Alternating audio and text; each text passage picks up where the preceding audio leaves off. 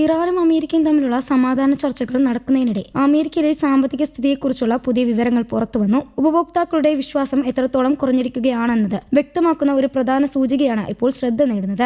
America നടത്തിയ survey പ്രകാരം ഏപ്രിലിലെ ഉപഭോക്താക്കളുടെ നിലപാട് സൂചിക വളരെ താഴ്ന്ന നിലയിലാണ്. മാർച്ചിനേക്കാൾ ഇത് 10.7% കുറഞ്ഞതായി കണ്ടെത്തി. ഇത് ഉപഭോക്താക്കളുടെ ആശങ്ക വർദ്ധിച്ചതിന്റെ സൂചനയാണ്. ഈ ആശങ്കയ്ക്ക് പ്രധാന കാരണം ക്രൂഡ് ഓയിൽ വിലയാണ്. എണ്ണവില ഉയർന്നാൽ സാധനങ്ങളുടെ വിലയും കൂടും. ഇതാണ് ഉപഭോക്താക്കളെ ആശങ്കപ്പെടുത്തുന്നത്.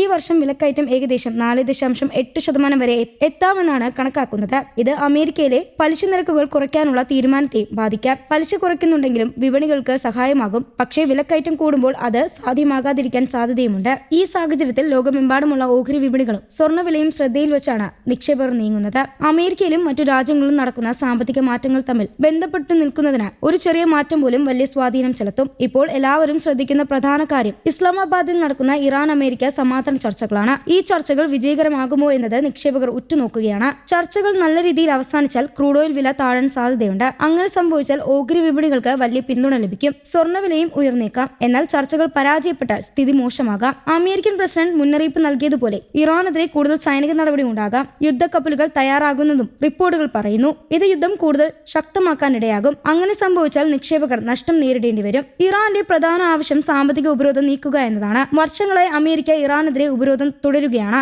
ഇതിന്റെ ഭാഗമായി ഏകദേശം $12,000 കോടി വില വരുന്ന ഇറാന്റെ ആസ്തികൾ മരവിപ്പിച്ചിരിക്കുകയാണ്. ഈ പണം തിരികെ ലഭിക്കാതെ ചർച്ചകൾക്ക് പരിഹാരമുണ്ടാകില്ല എന്നാണ് ഇറാന്റെ നിലപാട്. ഇത് ഇറാനിയൻ പാർലമെന്റ് സ്പീക്കർ വ്യക്തമാക്കിയിട്ടുണ്ട്. എന്നാൽ അമേരിക്ക ഈ ആവശ്യം അംഗീകരിക്കാൻ തയ്യാറില്ല എന്നാണ് റിപ്പോർട്ടുകൾ സൂചിപ്പിക്കുന്നത്. വിദഗ്ധർ പറയുന്നത് ഇത്തരത്തിലുള്ള വലിയ സാമ്പത്തിക ഇളവുകൾ നൽകാൻ അമേരിക്കയ്ക്ക് സാധ്യത കുറവാണെന്നാണ്. മുമ്പ് പ്രഖ്യാപിച്ച 14 ദിവസത്തെ വെടിനിർത്തൽ കരാറിലും ഈ വിഷയങ്ങൾ ഉൾപ്പെടുത്തിയിരുന്നില്ല. ഇതേസമയം ഇറാനും അമേരിക്കയും തമ്മിലുള്ള വെടിനിർത്തൽ പ്രഖ്യാപനം നിക്ഷേപകർക്ക് കുറച്ചെങ്കിലും ആത്മവിശ്വാസം നൽകിയിട്ടുണ്ട്. ഇതിന്റെ സ്വാധീനം ഇന്ത്യൻ ഓഹരി വിപണിയിലും കണ്ടു. വെള്ളിയാഴ്ച സെൻസെക്സ് 919 പോയിന്റ് ഉയർന്ന് 77,550 നിഫ്റ്റി 276 പോയിന്റ് കയറി 24,051 അവസാന 5 വ്യാപാര ദിവസങ്ങളിൽ സെൻസെക്സ് 5.8%, നിഫ്റ്റി 5.9% ഉയർന്നു. കഴിഞ്ഞ 5 വർഷത്തിനിടെ ഒരാഴ്ചയിൽ വിപണി ഇത്രയും വളർന്നത് ആദ്യമായാണ്. ഇത് നിക്ഷേപകരുടെ ആത്മവിശ്വാസം തിരികെ വരുന്നതിന്റെ സൂചനയായി കാണപ്പെടുന്നു. ഈ മാറ്റത്തിന് പ്രധാന കാരണം ക്രൂഡ് ഓയിൽ വില കുറയുന്നതായിരുന്നു.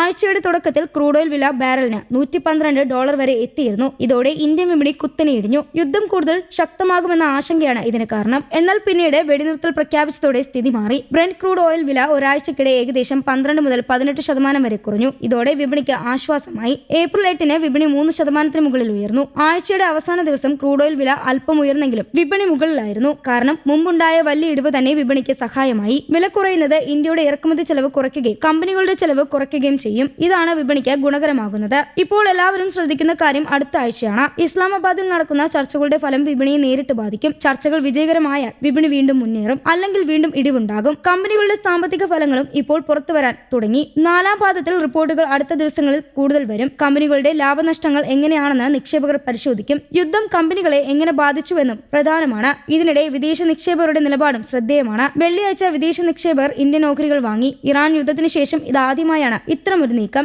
ഏകദേശം 672 കോടി രൂപയുടെ ഓഹരികൾ ഇവർ വാങ്ങി. ഇത് വിപണിക്ക് നല്ല സൂചനയാണ്. അടുത്ത ആഴ്ചയും വിദേശ നിക്ഷേപകർ എന്ത് ചെയ്യുമെന്ന് നോക്കേണ്ടതുണ്ട്. ഇവർ കൂടുതൽ വാങ്ങിയാൽ വിപണി ശക്തമാകും. ഇത് ഇന്ത്യൻ സമ്പദ് വ്യവസ്ഥയിലുള്ള വിശ്വാസം കൂടുന്നതായി കാണാം. ഇപ്പോൾ ലോകവിപണിയിൽ ഏറെ സൂക്ഷ്മമായ ഘട്ടത്തിലാണ്. ക്രൂഡ് ഓയിൽ വില, സമാധാന ചർച്ചകൾ, അമേരിക്കയിലെ സാമ്പത്തിക സ്ഥിതി എന്നിവയൊക്കെ തമ്മിൽ ബന്ധപ്പെട്ടിരിക്കുന്നു. ചെറിയ മാറ്റങ്ങൾ പോലും വലിയ സ്വാധീനം ചെലുത്തുന്ന സാഹചര്യമാണ് ഇപ്പോഴുള്ളത്. ഇസ്ലാമാബാദിൽ നടക്കുന്ന ഇറാൻ അമേരിക്ക ചർച്ചകളുടെ ഫലമാണ് അടുത്ത ദിവസങ്ങളിൽ എല്ലാം തീരുമാനിക്കുക. നിക്ഷേപകർ, രാജ്യങ്ങൾ, വിപണിയിലെല്ലാം അതിലേക്കാണ് കണ്ണും നട്ടിരിക്കുന്നത്. സമാധാനമുണ്ടാകുമോ അല്ലെങ്കിൽ സംഘർഷം തുടരുമോ എന്നാണ് ലോകം കാത്തിരിക്കുന്നത്. News desk, Kerala Kaumudi.